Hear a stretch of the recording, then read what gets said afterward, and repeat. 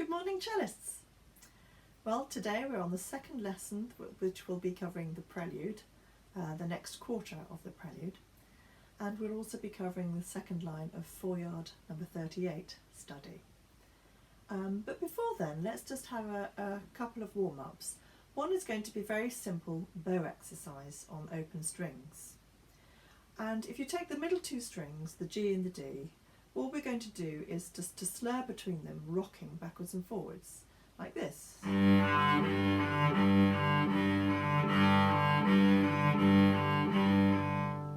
you can see just a slur from G to D on a down bow and G to D on an up bow.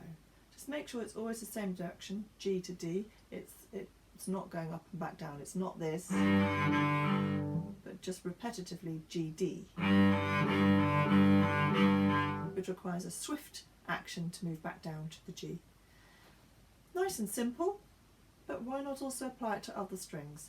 If we take it on the bottom two strings, you'll need a nice heavy low elbow to get the weight and the speech on the C string, and there's more arm movement here, like this.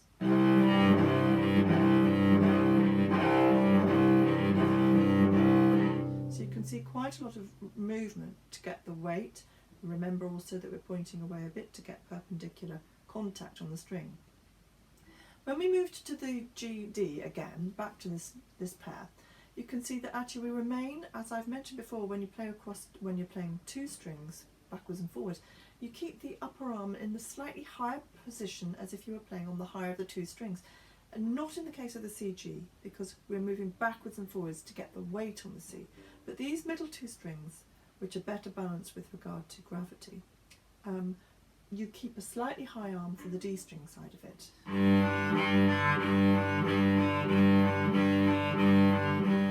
Now there is a little bit of movement of the arm, but basically it's becoming much more static than on the lower two strings. Now if we take that very same exercise on the upper two strings, at this point there's very little movement in the elbow of the upper arm. We keep in a high position as if we're on the A string.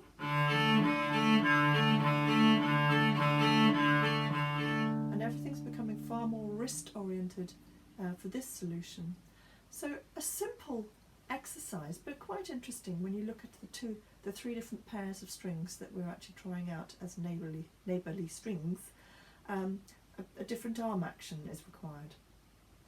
Now that particular bow solution is going to be useful for us obviously in the Bach. There are areas which we'll be very aware of in the string crossing at 31 onwards.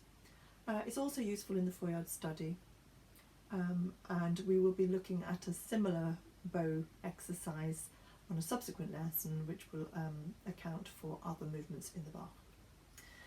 Now technicals today, that's our bow exercise, but how about the left hand? Today I think we want another diminished seventh.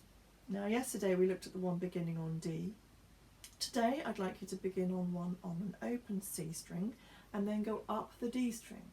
So we will be positioning the first finger hovering over an E flat and then crab crawl. Back a semitone displaced, close the hand, and then again stretching back, close the hand. At this point move to fourth position, back to half, leading with the elbow, stretch a displaced semitone and close the hand, stretch and close. So looking again at the whole hand shape.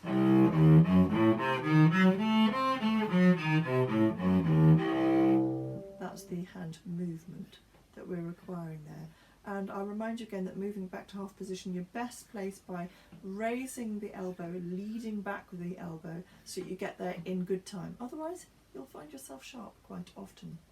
The other things to remember is rotation of the arm as you descend the strings, going back this way. Now the reason I've gone into fourth position is that's directly relevant to the next portion of the Feuillard, which will be moving up in that area. There's also movements in this area in the Bach as well, and that also includes this fragment of that diminished seventh, which will be coming at bar 13. So altogether a useful diminished seventh for both pieces of work. Now, on a previous video, I mentioned the link between a diminished seventh and a dominant seventh. And as you may recall, all you need to do with a diminished seventh is if you take any single note and lower it by a semitone, you will find you are now on a dominant seventh. And I'm going to propose we do that with this diminished that I've just given you. So we had C, E flat, F sharp, A, back to C. And the note we're going to flatten by a semitone is the E flat. And move it back. Let's hear what we have now.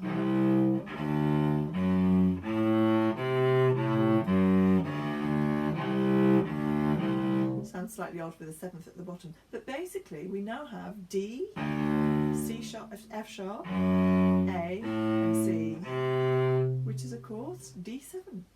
And in our suite, that is the dominant seventh, which is littered throughout all the movements we've been playing. So I want to pair these up so that you can try and feel that connection.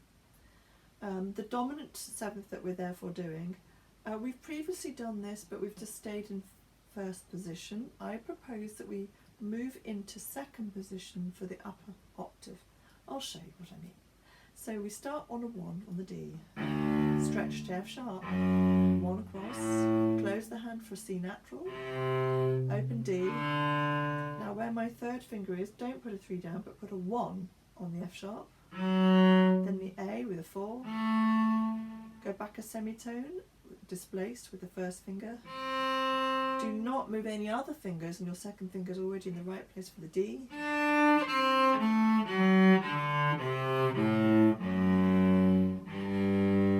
And don't forget to resolve on the G, which is the solution, because the D is the dominant of G. So here it is all together. And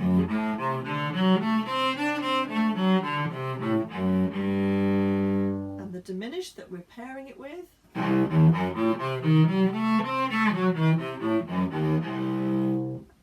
they're absolute next door neighbours, and we will be seeing that in the Bach today, where at bar 13 there's the implied, and then a couple of bars later the implied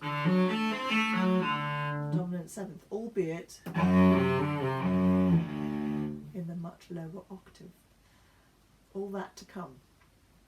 All you need to worry about is do the diminished seventh on an open C, and do the dominant seventh starting on a D7 chord, and try and feel those connections. Let's move on now to the Feuillard study, number 38. Yesterday we looked at the first line, second line today, and one of the most important and useful aspects of this study is about keeping the left hand fingers down, where you're pressing the string to the fingerboard throughout, despite the fact that the bow is oscillating between the D and A string. So the next line we have here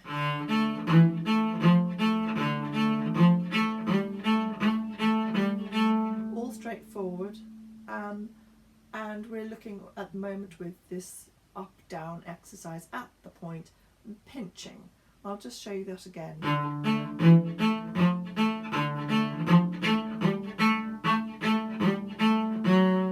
Now the place I've just stopped is about to become the diminished seventh, the one we've just been practicing.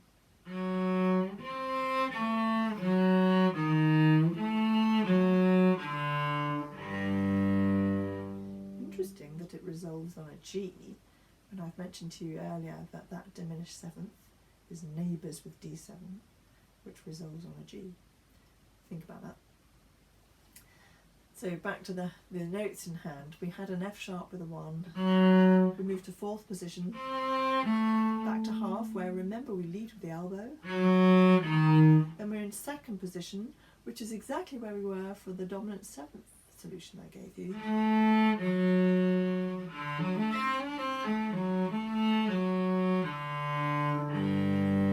And in this very study, at the end of bar 8, he doesn't return to the E flat, he does not do, but instead to the D, which has now turned it into D7 to solve on G. Those of you who like the theory, I hope will appreciate that connection. if it's a little beyond you, don't worry. Just bear in mind there are these connections, and that perhaps your ear can hear them, even if you don't really understand the technology or the technical terms that we're describing here. So just listening, we have this. And there's a real sense of, oh yes, we've arrived at an expected position of resolution. All the while, we will be, of course, oscillating with the open A string. Now, it's very important in this exercise that you take out those moving notes, the melodic line, and exclude that pedal alternating A. And this will be directly relevant to how you will solve things later in the Bach Prelude. So really work at this now and get a feel for it before we enter into something which your ear knows but your mind and fingers may not have worked out the best solution for yet, and that can sometimes mean that you rush to something that isn't quite right. So it's very useful to use the study for this, so that there's no expectation on what it should sound like. So looking from bar 7, we have this.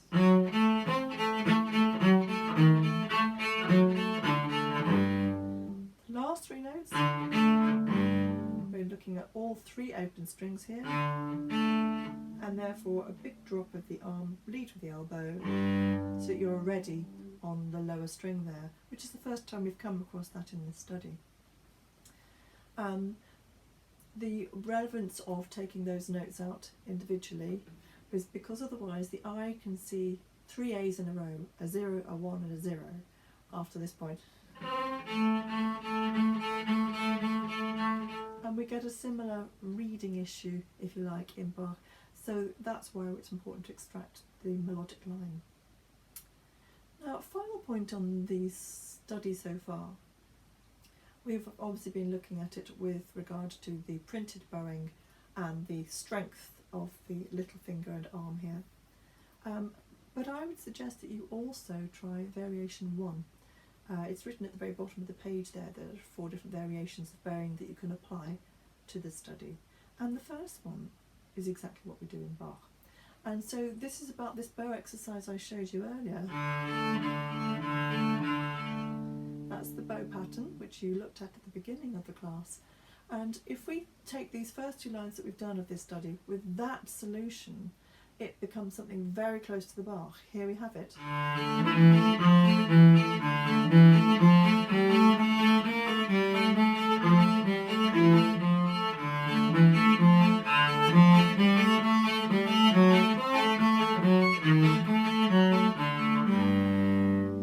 And you may have noticed that during that, the whole time, my fingers remain on the string. They don't jump on and off. Be very careful of that. It's a very easy trap to fall into. Okay, that's enough on Feuillard. Let's move to the Prelude. We got to bar 11 yesterday, and bar 11 is part of yesterday's diminished 7th, which is this. So I hope you've been practicing your diminished 7ths ready for this bar. Now we've arrived at the G sharp. You notice that the second G sharp we play with a 1, so we solve the B on the same string with the 4th finger. So that the whole of this bar is on the D string. We don't want any string crossing, we want to hear the voice, we want to keep the resonance, so stay on the same string. Now, one added feature to that, I mean those are the notes, but how can we make them even more exciting? Here's a possibility. Just see if you can spot what it is.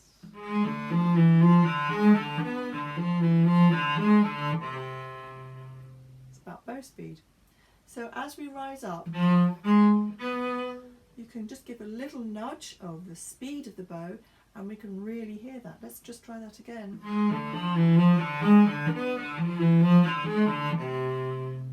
It's possibly fractionally exaggerated, but it gives you an idea about how we can really draw the ear to the notes we're interested in and the thrill of this diminished sense sitting in there. And we're wondering, where is it going to go?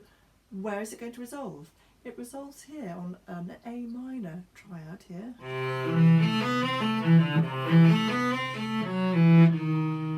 And at the very end of that A minor bar, we go into half position, and we've now got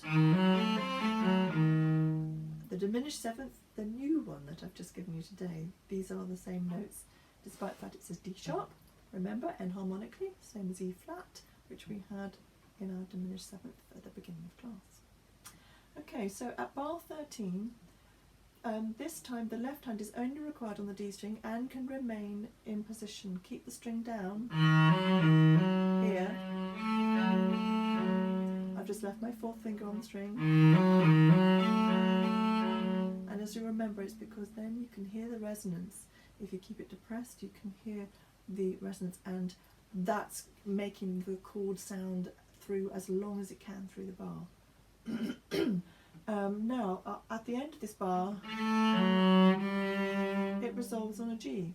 And I'll just give you a momentary thought about that I had said that this diminished seventh, the one that we're studying today, is one semitone away from D7. D7 would resolve on a G. And what Bach has done here is he's cut out the middleman. He's gone straight from the diminished seventh to G.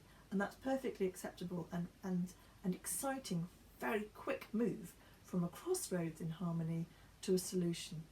And here's the G, and he really makes a great deal of this G in this bar. And for us to make more of it, I'm proposing you put 9 notes in one bow. So that's all playing around the G. Make it exciting. You'll need to get strong to the point. Flat bow here. Use this forearm muscle here, so that it doesn't fall away. It's not the beginning is important and the end tails off. It's push to the peak in the middle of the bar.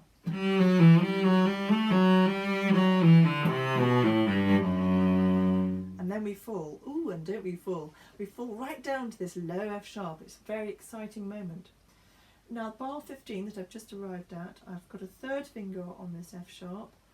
2 will be prepared for the C natural across the string.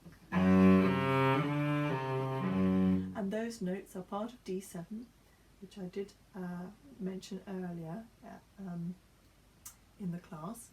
And they're also, the shape of this is precisely the same as what you had at bar 6. And we take the very same shape and we'll do the same thing. Stop this note, then ring. So the open D is being the resonance. The first D is the melodic one that we really want to draw with a really clean line by having a stop note. The following bar, we're expecting a G resolution. It's not quite a resolution though, because he adds a seventh.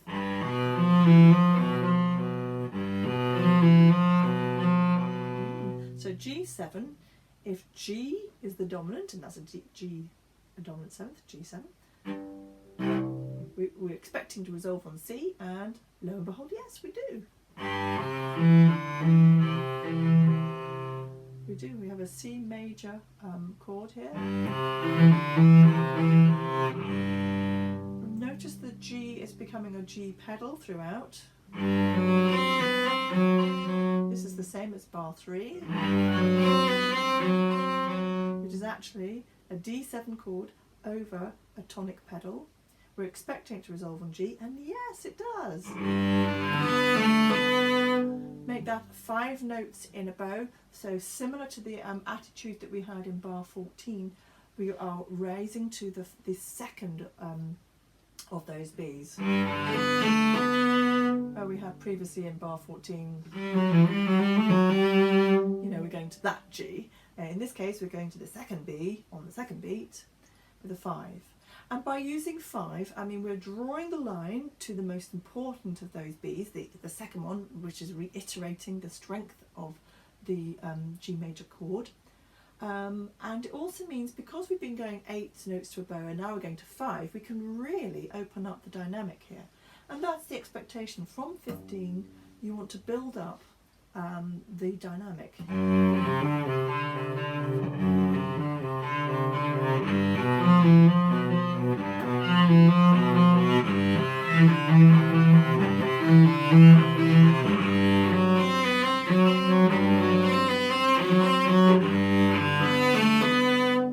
So as you're going through those bars, you make more and more, and what you will find there that you can make more of the G.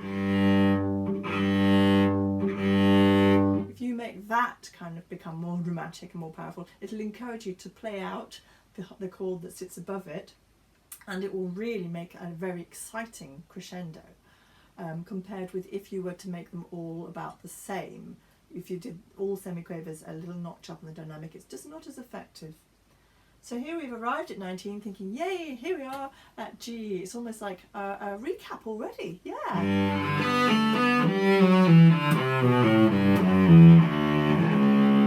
But where on earth have we gone? Don't expect that. I mean, we do, because we know the suite and we know what it really should be sounding like. But if you imagine harmonically, we might expect, you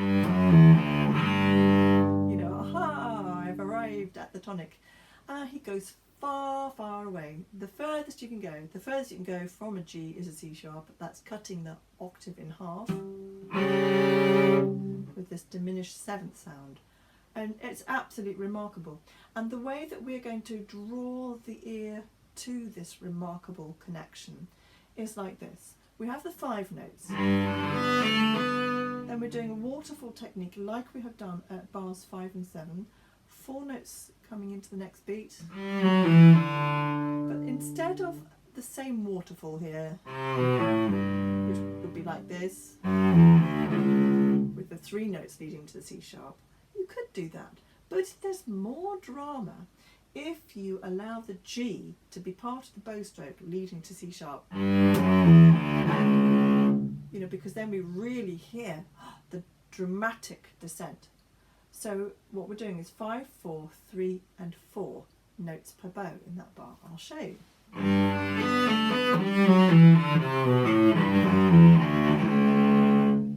And you really, really bring out the drama. Now be careful here. We think we've arrived at 19. There's a secret to this, because it's not an arrival. We're still going somewhere. In which case, keep some of your reserves. Get a crescendo in those last 4 semiquavers.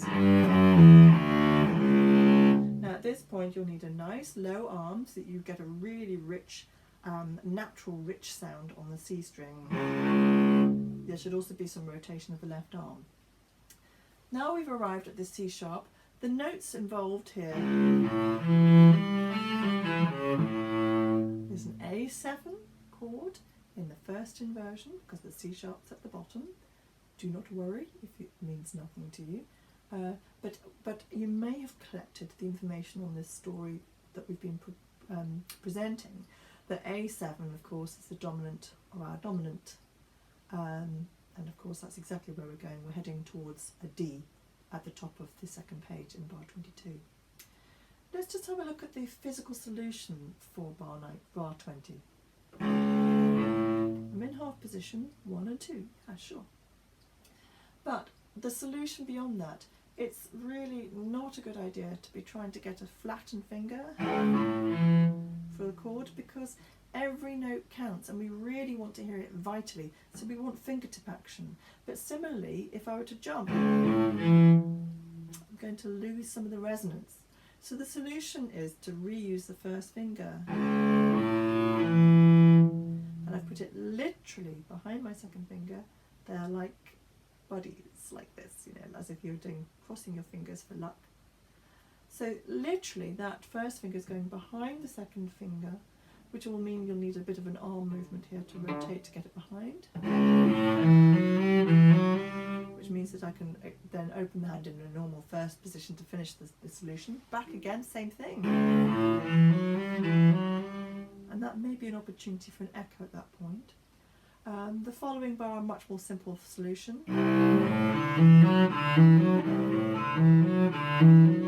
And you notice with both of these bars we have a 5-3, 5-3 solution in the bowing. We're nearly at the top, nearly finished. So the bar 21 that we just covered,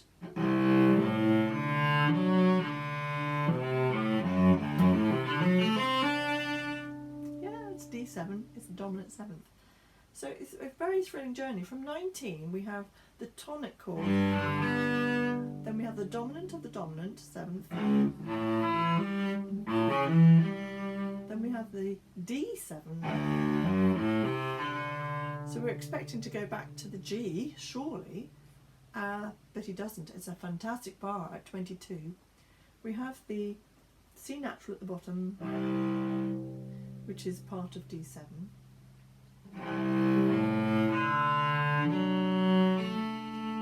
But then he puts in a C sharp. Wow, he really is like a last minute bit of sneak and cheek. Absolutely amazing. Going from a C natural at the bottom to C sharp at the top. So it's D7, but then by adding in the C sharp, he's really sort of making us think, oh, so we have gone to the dominant then, have we? What's all this about? I mean, as it happens, the story that then unfolds is very much D7, going on and on and on, and then we'll get the more story on that in the next session. Just believe me that this is that's why this is so thrilling and exciting. He's very dramatic at the way he's using the chords that he's choosing and the inversions that he's using. You know, to come from this G to low C sharp, low C, high D. Wow, I mean, whoa, it's all over the place, it feels like. It's very, very unsettling and dramatic. So, from 11, let's see what we have all together there.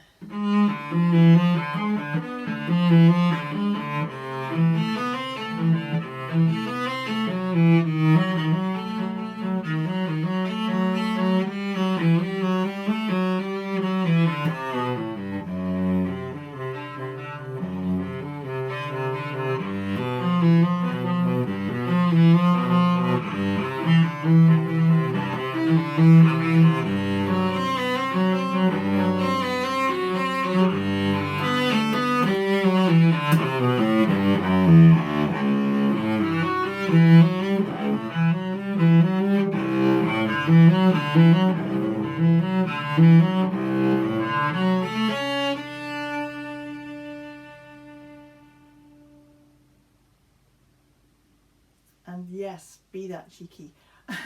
Get to the right point of your bow and wait for the story to unfold of what's going to happen next, which we will be rotating and beginning from the point after this pause note. Just thinking about dynamics momentarily before we close the lesson. This peak point, as in many cadence points, you can go in either direction. So you could have a crescendo here. You could have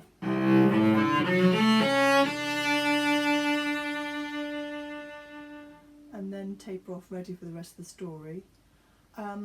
Or you can do quiet. So from the C sharp, let's take a loudish version, okay?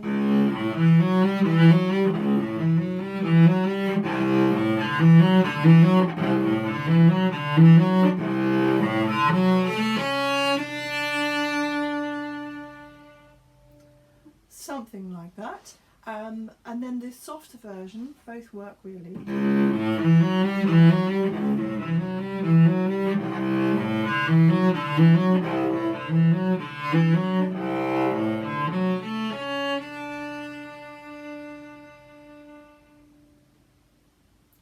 I mean, there's something about both those versions which hold something of interest and can be convincing.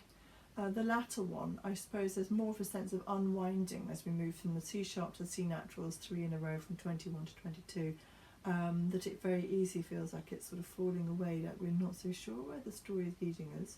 But equally, as I showed you, you could make that continue to be dramatic, come back to a bold C at the beginning of 22 and get even bolder as you rise up. And you might notice on that rise, interesting bowing, we've got 3, 3 and 1. We have this across 3 strings, and then, and by dividing that rise at that point, we really hide it as if it's all one big line and swoosh right up to the top.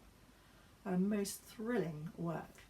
And I hope you enjoy your explorations, and I'll see you for the next session soon. Bye.